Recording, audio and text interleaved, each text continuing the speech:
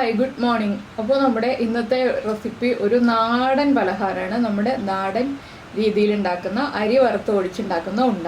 അപ്പോൾ നിങ്ങൾ വിചാരിക്കും ഈ അരി വറുത്ത് ഒഴിച്ചുണ്ടാക്കി എന്താണ് പ്രത്യേകത, ഇതിന് മുന്നേ ചെയ്തിട്ടുണ്ടല്ലോ എന്ന്. അപ്പോൾ ഇത് നമ്മൾ ചെയ്യുന്നത് നമ്മുടെ റേഷനരി കൊണ്ടാണ്. റേഷനരി ഇപ്പോൾ എല്ലാവർക്കും കിട്ടുന്നതാണ്. അപ്പോൾ ഈ സമയത്ത് റേഷനരി ഉപയോഗിച്ച് വളരെ എളുപ്പത്തിൽ ഉണ്ടാക്കാം. നമ്മുടെ മട്ടേരിയുടെ അത്രയും കുക്കിംഗ് ടൈമൊന്നും ഇല്ലാതെ എളുപ്പത്തിൽ ഉണ്ടാക്കാൻ പറ്റുന്നതാണ്. മട്ടേരിയുടെയും സെയിം പ്രോസസ്സ് തന്നെയാണ്, പക്ഷേ കുക്കിംഗ് ടൈം കൂടുതലാണ്, അതിൽ തരി കൂടുതലായിരിക്കും മട്ടേരിക്ക്. അത് 2-3 പ്രാവശ്യമൊക്കെ അരിച്ചെടുത്താലേ നമുക്ക് സോഫ്റ്റ് ആയിട്ടുള്ള അരി കൊണ്ട് ഉണ്ടാക്കാൻ പറ്റുള്ളൂ.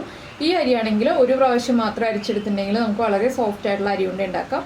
അപ്പോൾ നിങ്ങൾ റേഷനരി വെച്ച് ഇതുപോലെ അരി കൊണ്ട് ഉണ്ടാക്കിയിട്ടില്ലെങ്കിൽ ഒന്ന് ഉണ്ടാക്കി നോക്കൂ, നന്നായിട്ട് ഇഷ്ടപ്പെടും. അപ്പോൾ നമുക്ക് എങ്ങനെ അരി കൊണ്ട് ഉണ്ടാക്കാമെന്ന് നോക്കാം. നമുക്ക് നമ്മുടെ ഇൻഗ്രീഡിയൻസ് നോക്കാം. നമ്മളിപ്പോൾ 1 കപ്പ് അരി എടുത്തിട്ടുണ്ട്. അതിലേക്കായിട്ടൊരു 1/4 കിലോ ശർക്കര എടുക്കാം. 1 കപ്പ് അരിക്ക് നല്ല മധുരം വേണമെന്നുണ്ടെങ്കിൽ 1/4 കിലോ ശർക്കര വേണം. 1 തേങ്ങ ചിരവിയത് എടുത്തിട്ടുണ്ട്. 1 തേങ്ങ ചിരവിയത് എന്ന് പറയുമ്പോൾ 2.5 കപ്പ് അല്ലെങ്കിൽ 2.25 കപ്പ് വരെ എടുക്കാം തേങ്ങ ചിരവിയത്.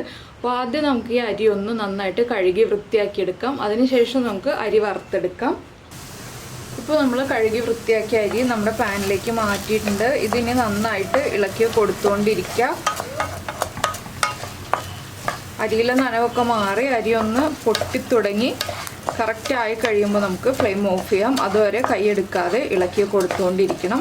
അപ്പോൾ നിങ്ങൾ ഈ അരി വറുക്കാൻ എടുക്കുമ്പോൾ പഴയ പാൻ എടുക്കുകയാണ് നല്ലത്. പുതിയ പാനുകളേക്കാൾ എപ്പോഴും എന്താണെന്ന് വെച്ചിട്ടുണ്ടെങ്കിൽ പഴയ പാനാകുമ്പോൾ കോട്ടിങ് കുറച്ച് പോയതാണെങ്കിൽ നമുക്ക് കുഴപ്പമൊന്നുമില്ല. അരിയൊക്കെ വറുക്കുമ്പോൾ അല്ലെങ്കിൽ മസാലയൊക്കെ വറുക്കുമ്പോൾ പാനിൻ്റെ കോട്ടിങ് പോതുപോലെ ഉറച്ചിൽ വന്നിട്ട്, അതുകൊണ്ടാണ് പഴയ പാൻ എടുക്കാൻ പറയുന്നത്. അപ്പോൾ ഞാനിതിങ്ങനെ ഇളക്കി കൊടുത്തുകൊണ്ടിരിക്കട്ടെ. ഇപ്പോൾ നമ്മുടെ അരിയൊക്കെ ഒന്ന് ചൂടായിട്ട് പൊട്ടിത്തുടങ്ങുന്നുണ്ട്. ഇനി നമ്മൾ ലോ ഫ്ലെയിമിൽ വെക്കണം. ഇത്രയും സമയം ഞാൻ ഹൈ ഫ്ലെയിമിലാണ് വെച്ചിരുന്നത്. ഇനി അരി നന്നായിട്ട് എല്ലാം പൊട്ടി വരുന്നത് വരെ ലോ ഫ്ലെയിമിൽ വെച്ച് ഇളക്കി കൊടുത്തുകൊണ്ടിരിക്കുക. നമ്മുടെ മട്ടയരി കുക്കാവുന്ന അത്രയും സമയം വേണ്ട കേട്ടോ ഈ അരി കുക്കാവാനായിട്ട്.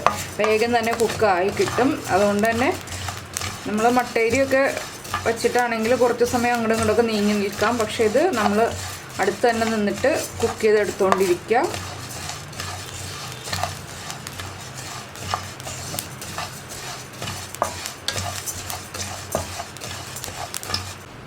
ഇപ്പോൾ നമ്മുടെ അരിയൊക്കെ നമ്മൾ വറുത്തെടുത്ത് കഴിഞ്ഞിട്ടുണ്ട്. അരിയെല്ലാം നന്നായിട്ട് പൊട്ടി വന്നിട്ടുണ്ട്. നമുക്കിനി ഇത് ചൂട് മാറി വരുമ്പോൾ പൊടിച്ചെടുക്കാം. ഈ സമയത്ത് ശർക്കര ഗ്രേറ്റ് ചെയ്തെടുക്കാം. ശർക്കര ഗ്രേറ്റ് ചെയ്തിട്ട് നമ്മൾ മിക്സിയിൽ അടിച്ചെടുക്കുകയാണ് ഏറ്റവും നല്ലത്. അതുകൊണ്ടാണ് ശർക്കര ഗ്രേറ്റ് ചെയ്തെടുക്കാൻ പോകുന്നത്. ഇല്ലെങ്കിൽ കത്തി ഉപയോഗിച്ചൊന്ന് ചീവിയെടുക്കാം. അതെങ്ങനെയായാലും കുഴപ്പമില്ല. ഇത് ഈ പാനിൽ തന്നെ വെക്കുകയാണെങ്കിൽ ഒന്ന് ഇളക്കി കൊടുത്തുകൊണ്ടിരിക്കുക. ഇല്ലാതെ വേറെ പ്ലേറ്റിലേക്ക് മാറ്റി വയ്ക്കുകയാണെങ്കിൽ നമുക്ക് ഇളക്കി കൊടുക്കേണ്ട. ആ പ്ലേറ്റിൽ ഇരുന്നിട്ട് ചൂട് മാറി വന്നോളും. പാനിൻ്റെ ചൂടിൽ തന്നെ ഇരിക്കുകയാണെങ്കിൽ കരിഞ്ഞു പോവും. അതുകൊണ്ടാണ് ഒന്ന് ഇളക്കി കൊടുത്തുകൊണ്ടിരിക്കുക എന്ന് പറഞ്ഞത്. അപ്പോൾ ഞാൻ ഫ്ലെയിം ഓഫ് ചെയ്ത് ഈ അരിയുടെ ചൂടൊക്കെ മാറി വന്നിട്ട് ബാക്കി കാര്യങ്ങൾ ചെയ്യാം. ഇപ്പോൾ നമ്മൾ വറുത്ത് വെച്ചിരിക്കുന്ന അരിയുടെ ചൂടൊക്കെ മാറിയിട്ടുണ്ട്. നമുക്കിതൊരു മിക്സിയുടെ ജാറിലേക്ക് മാറ്റാം.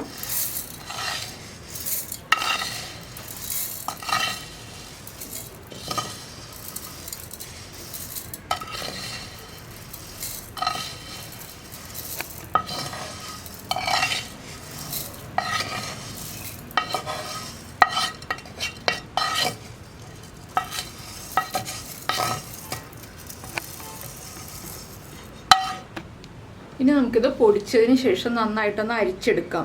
അരിച്ചെടുത്താലേ കറക്റ്റ് തരിയില്ലാതെ നമുക്ക് കിട്ടുള്ളൂ. അപ്പോൾ ഞാനിതൊന്ന് പൊടിച്ചെടുക്കട്ടെ. ഇപ്പോൾ നമ്മൾ നമ്മുടെ അരി നന്നായിട്ട് പൊടിച്ചെടുത്തിട്ടുണ്ട്. ഇനി നമുക്കിത് അരിച്ചെടുത്തിട്ട് ഒരു പാത്രത്തിലേക്ക് മാറ്റാം. അതിനുശേഷം നമുക്ക് ബാക്കിയുള്ള കാര്യങ്ങൾ ചെയ്യാം. നമ്മൾ അരി പൊടിച്ചെടുത്ത മിക്സിയുടെ ജാറിലേക്ക് തന്നെ നമ്മൾ ഗ്രേറ്റ് ചെയ്ത് വെച്ചിരിക്കുന്ന ശർക്കര, നിങ്ങളുടെ മധുരത്തിനനുസരിച്ച് ശർക്കര ചേർക്കാം കേട്ടോ. ഞാനിപ്പോൾ എടുത്തിരുന്ന ശർക്കരയുടെ ഒരു പകുതി ചേർത്തിട്ടുണ്ട്. അതുപോലെ തന്നെ നമ്മൾ എടുത്തു വെച്ചിരിക്കുന്ന തേങ്ങയും ചേർക്കുക. തേങ്ങ കുറച്ച് അധികം ചേർത്താൽ ഈ ഒരു അരിയുണ്ടയ്ക്ക് ടേസ്റ്റ് ഉണ്ടാവും. അപ്പോൾ ഞാൻ കുറച്ച് അധികം തേങ്ങ ചേർത്തിട്ടുണ്ട്. ഇനി നമുക്കിത് രണ്ടും ചേർത്ത് നന്നായിട്ടൊന്ന് അടിച്ചെടുക്കാം.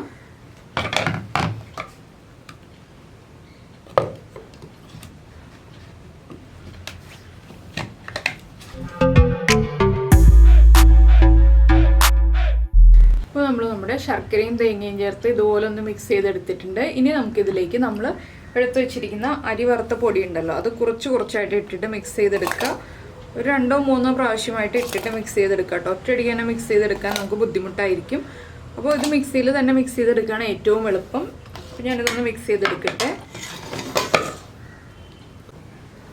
ഇപ്പോൾ നമ്മൾ ശർക്കരയും തേങ്ങയും അതുപോലെ തന്നെ നമ്മൾ വറുത്ത് വെച്ച അരിപ്പൊടിയും എല്ലാം ചേർത്ത് മിക്സിയിൽ അടിച്ചെടുത്തിട്ടുണ്ട്. ഇത് നമുക്കൊരു പ്ലേറ്റിലേക്ക് മാറ്റാം.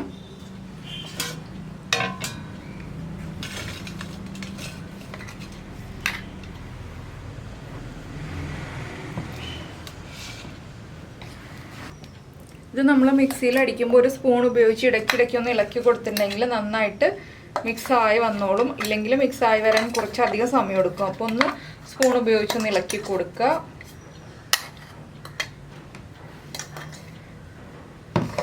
ഇനി നമുക്കിത് നന്നായിട്ടൊന്ന് കുഴച്ച് മിക്സ് ചെയ്യാം കൈ ഉപയോഗിച്ച്. അതിനുശേഷം നമുക്ക് ഉണ്ടയാക്കിയെടുക്കാം.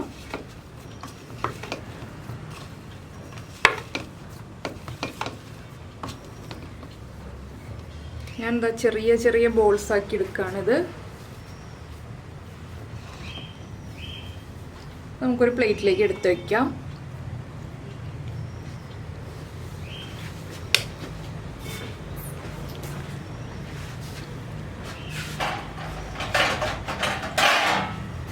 കണ്ടോ, നമ്മുടെ ബോൾ റെഡി ആയിട്ടുണ്ട്. ഫസ്റ്റ് ഉണ്ട റെഡി ആയി കഴിഞ്ഞു. ഇത് നമുക്ക് പ്ലേറ്റിലേക്ക് മാറ്റി വെച്ചിട്ട് ഇതുപോലെ തന്നെ നമുക്ക് അടുത്തതൊക്കെ റെഡിയാക്കി വയ്ക്കാം. ഇതിലേക്ക് നെയ്യൊന്നും ചേർക്കേണ്ട ആവശ്യമില്ല കേട്ടോ. ഏലക്കാപ്പൊടിയോ നെയ്യോ ഒന്നും ചേർക്കേണ്ട ആവശ്യമില്ല. വെറുതെ ഇതുപോലെ തന്നെ കഴിച്ചാൽ മതി. അപ്പോഴാണ് ടേസ്റ്റ് ഉണ്ടാവുക.